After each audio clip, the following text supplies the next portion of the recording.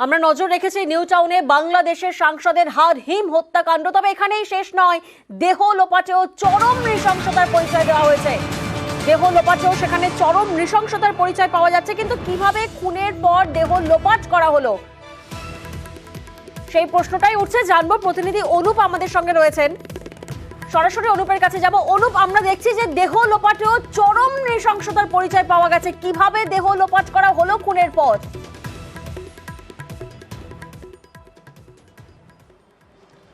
দেহ লোপাটেও কিন্তু চরম নৃশংসতার কারণ কিন্তু যখন একেবারে বাংলাদেশের সাংসদ তাকে খুন করা হয় শ্বাসরোধ করে, তার পরবর্তী ক্ষেত্রে দেহের কিন্তু চামড়া ছাড়ানো হয়, তারপরে মাংসের টুকরো করা হয় একাধিক টুকরো, যাতে কোনোভাবে কেউ বুঝতে না পারে। সে কারণে কিন্তু সেই মাংসের টুকরোতে হলুদ মাখানো হয়, যাতে রাস্তায় যদি কোনোভাবে কেউ ধরা পড়ে কোনো মানুষের সন্দেহ না হয়। সেই কারণে কিন্তু হলুদ মাখানো হয়েছিল।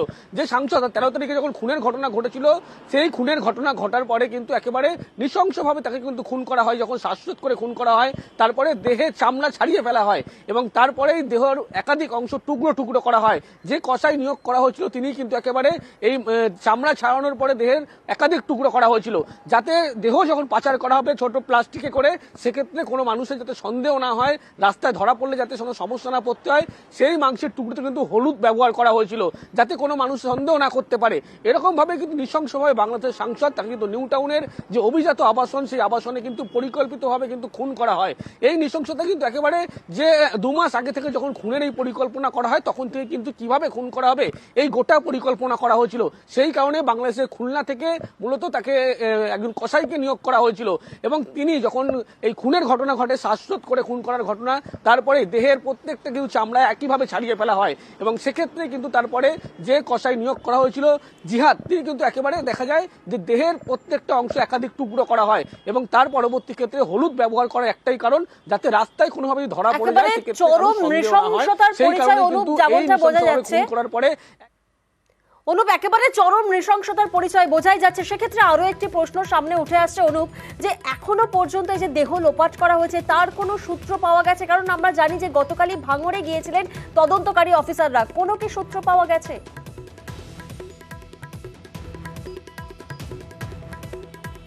তো গতকালই যখন অ্যাপ ক্যাব চালককে জিজ্ঞাসাবাদ করা হয়েছিল, দীর্ঘ যে জিজ্ঞাসাবাদের পরে কিন্তু একটি সূত্র মিলেছিল। ভাঙড়ের যে কৃষ্ণমাটি এলাকা, সেই কৃষ্ণমাটি এলাকায় খালপাড়ে কিন্তু মৃতদেহের দেহাংশ ফেলা, দেহের বেশ কিছু দেহাংশ ফেলা হয়েছিল এবং সেই দেখানোর পরে তাকে কিন্তু অ্যাপ ক্যাব চালক তাকে যেমন সঙ্গে করে, পাশাপাশি জিহাদ তাকেও কিন্তু সঙ্গে করে সেখানে নিয়ে যাওয়া হয় এবং সেখানে কোন জায়গায় মূলত দেহাংশ ফেলা হয়েছিল গতকাল রাতে, যেহেতু সেখানে একেবারে অন্ধকার এলাকা, সেই কারণে তল্লাশি চালালেও কোনো কিছু পাওয়া যায়নি। সিআইডির পক্ষ থেকে যেহেতু অ্যাপ ক্যাব চালক এই তথ্য দিয়েছে, সেই কারণে আজকেও সেই জায়গায় কিন্তু আবারও তল্লাশি করার কথা আছে। তার কারণ প্রথম যে অ্যাপ ক্যাবে করে যখন দেহাংশ নিয়ে যাওয়া হয়েছিল, পালিয়ে যাচ্ছিল, সেই সময় কিন্তু প্রথমে দেহাংশ ফেলা হয়েছিল বলা হচ্ছে যে ভাঙড়ের কৃষ্ণমাটি এলাকায় খালপাড়ের কাছে।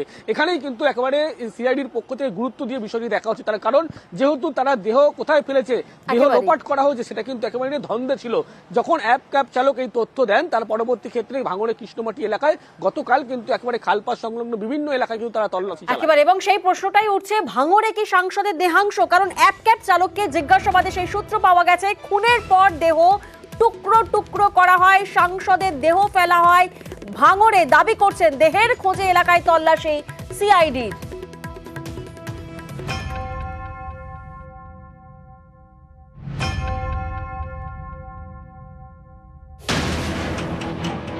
চিকিৎসা করাতে কলকাতায় এসে খুন বাংলাদেশের এমপি, এ নিয়ে পরতে পরতে রহস্য।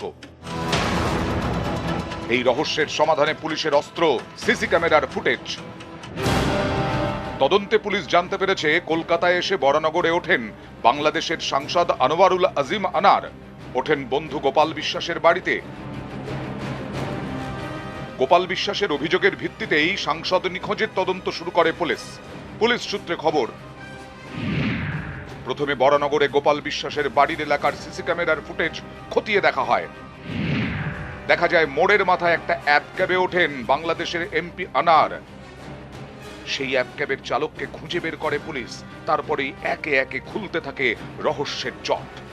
পুলিশ সূত্রে খবর,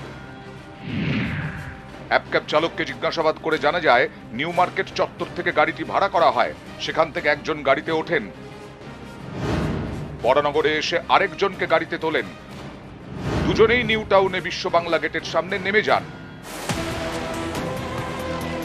এরপর বিশ্ব বাংলা গেটের কাছের সিসি ক্যামেরার ফুটেজ চেক করে পুলিশ।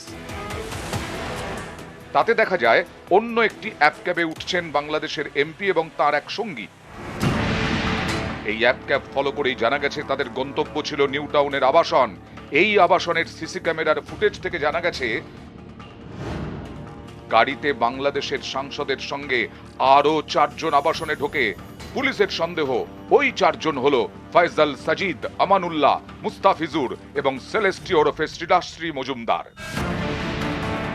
এর মধ্যে আমানুল্লাহ, ফয়সাল সাজিদ, মুস্তাফিজুরকে গ্রেফতার করেছে বাংলাদেশের পুলিশ। কলকাতা পুলিশ এবং আমাদের বাংলাদেশের ডিবি আমরা সম্মিলিতভাবে কাজ করছি এবং আমরা একে অপরের সাথে আমাদের তথ্য আদান প্রদান করছি। আমি মনে করি যেহেতু আমরা ক্লু বের করেছি, রহস্য উদ্ঘাটন করেছি, অবশ্যই আমরা আশা করি পুরা ভুড়ি না পেলেও খণ্ডিত অংশ আমরা আমাদের কলকাতা পুলিশ উদ্ধার করবে এবং পাশাপাশি আমরাও এর সাথে আরও কোনো ব্যক্তি এর সাথে জড়িত আছে কিনা সেটাও আমরা খুঁজে দেখছি। পুলিশের সন্দেহ এই খুনের মাস্টারমাইন্ড আখতারুজ্জামান শাহিন।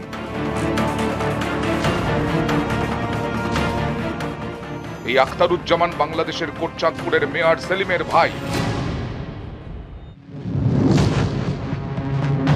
গত 12ই মে কলকাতায় আসেন এমপি আনোয়ারুল আজিম আনার।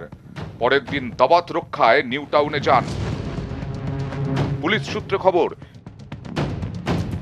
নিউ টাউনের আবাসনের সিসি ক্যামেরার ফুটেজে 14ই মে থেকে এমপির সঙ্গীদের বাইরে বেরোতে দেখা গেছে, কিন্তু এমপিকে আবাসনের বাইরে বের হতে দেখা যায়নি। পুলিশ সূত্রে খবর, তদন্তে জানা গেছে 13ই মে খুন করা হয় এমপি আনারকে। রহস্য লুকিয়ে রয়েছে বাংলাদেশের নিহত সাংসদের মোবাইল ফোনেও। পুলিশের দাবি, সাংসদের সঙ্গে যোগাযোগ করা না গেলেও তার মোবাইল চালু ছিল। লাস্ট টাওয়ার লোকেশন দেখা গেছে বিহারে। পুলিশের সন্দেহ এই ঘটনায় আরো 2 জন আগে থেকেই ছিল, যারা আলাদাভাবে পালিয়েছে। পুলিশকে বিভ্রান্ত করতেই তাদেরই হয়তো কেউ বিহার পর্যন্ত মোবাইল নিয়ে গেছে। নিউজ 18 বাংলা।